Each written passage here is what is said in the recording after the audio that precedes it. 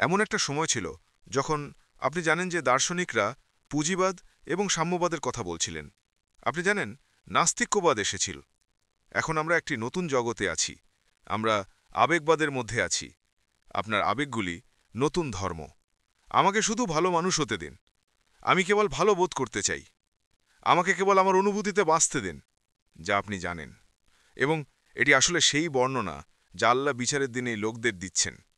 যখন তিনি বিচারের দিনের দৃশ্য বর্ণনা করে, এবং এটি সেই সুরগুলির মধ্যে একটি যার উদ্বোধন বিচারের দিনের দৃশ্য বর্ণনা করে।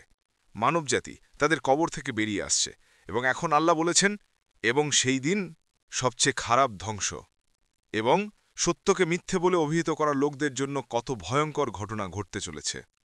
আপনি দাওয়ার কথা ভাবছেন, মানে দাওয়ার অর্থ হল আপনি মানুষকে সত্যের দিকে আমন্ত্রণ জানাচ্ছেন, যা মানুষকে সত্যকে মিথ্যে বলে মেনে নেবার জন্য আমন্ত্রণ জানাচ্ছে। তারা নেতিবাচক প্রচারণা চালাচ্ছে, তারা বিলোল প্রচারণা চালাচ্ছে। সুতরাং এটি কেবল এমন নয় যে তারা নিজেরাই এটা গ্রহণ করে না, না, তারা অন্যদেরও বোঝানোর চেষ্টা করে যে এটা অসত্য।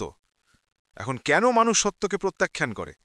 এর কারণ এই নয় যে মানুষ খারাপ। আপনি এবং আমি, যদিও আমরা মুসলিম, কিন্তু ইসলামের মধ্যে, আপনার পরিবারের মধ্যে কেউ এসে আপনাকে এমন কিছু বলে যা সত্য, কিন্তু আপনি যদি এটা মেনে নেন, তাহলে আপনার বাবার এটা পছন্দ হবে না। অথবা আপনি যদি এটি গ্রহণ করেন, তাহলে আপনাকে ব্যবসা ছেড়ে দিতে হতে পারে, অথবা আপনি কিছু অর্থ হারাতে পারেন, অথবা আপনাকে কাউকে ফেরত দিতে হতে পারে। এর একটা মূল্য দিতে হবে। এখন সেই সত্য নিয়ে আমরা কি করব? না, কথাটা সত্যি নয়। না না, তা হয়নি। এবং এখন আপনি গভীরভাবে জানেন যে আপনি ভুল, কিন্তু নিজেকে আরও ভালো বোধ করানোর জন্য আপনি প্রচার করেন যে আপনিই সঠিক এবং সত্যটিও আসলে মিথ্যা। এটি নিজেকে রক্ষা করার একটি উপায়। সুতরাং এটি বিচারের দিনে লোকেদের একটি বর্ণনা, যা তারা করত তা লুকাতে সক্ষম হবে না।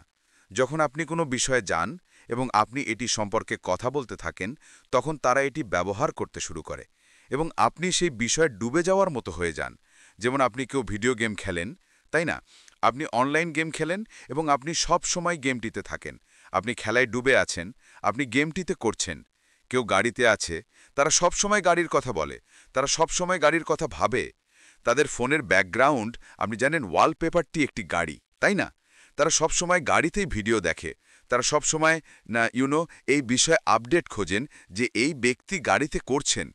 আপনি দেখুন, আসলে এর অর্থ হল যখন মানুষ ডুবে যায়। আজকাল এটি বোঝার জন্য একটি ভালো শব্দ হল যখন লোকেরা কোনো কিছুতে আসক্ত হয়, যখন তারা কোনো কিছুতে আসক্ত হয়। এবং এটি সত্যিই আকর্ষণীয়, কারণ এই বিষয়ে বইও রয়েছে।